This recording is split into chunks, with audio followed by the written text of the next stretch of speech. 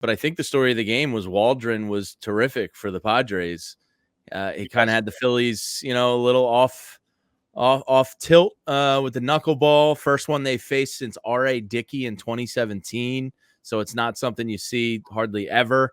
Waldron was spectacular for them today. And I think even T-Mac said it, outside of those two starts we mentioned on the show yesterday, he's had like a sub-2 ERA for the rest of the year or something. So he was spectacular today. Yeah, and it's really, really hard to hit a knuckleball pitcher when they're on, because of the factors of the knuckleball. It's a completely unpredictable pitch. It screws guys up for weeks at a time sometimes. And you brought up, R.A. Dickey and the guys that they've faced over the years that have been, really good knuckleball pitchers. But the two things that stood out to me today were, one, he used it at a much more frequent rate than he has across the course of the season.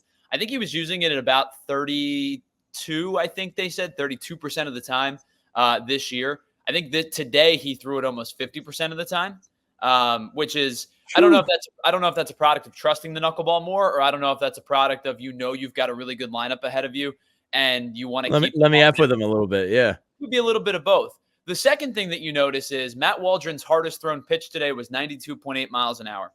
Yeah. His softest thrown pitch was 68.6 miles an hour. That's a 24-mile-an-hour discrepancy between your hardest thrown fastball and your softest thrown knuckleball.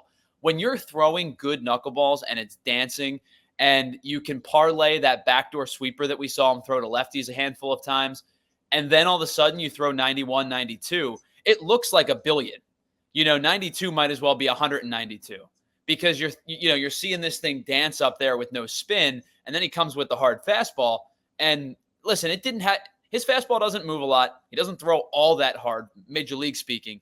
But when you're seeing 77, 78, and then all of a sudden it's 92, you go, the hell was that? Where'd you amp that up at?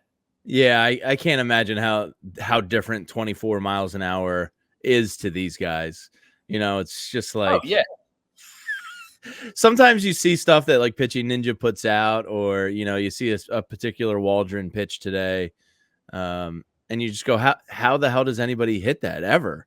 But Bryce Harper, it was funny. Larry Anderson, I think it was Nick Pacone, put out the radio call of Bryce Harper's first home run, and LA about 10 seconds before the home run goes, Harper's probably going to be looking for something to swing at first pitch here. If not, I'd sit back and take a couple pitches and make him work. Sure enough, Harper walks into the box, first pitch, bang, out to left center field. And then he gets the second one late here, right down the right foul line. But Tyler, when Bryce Harper hits an opposite field home run, it's almost like it every time.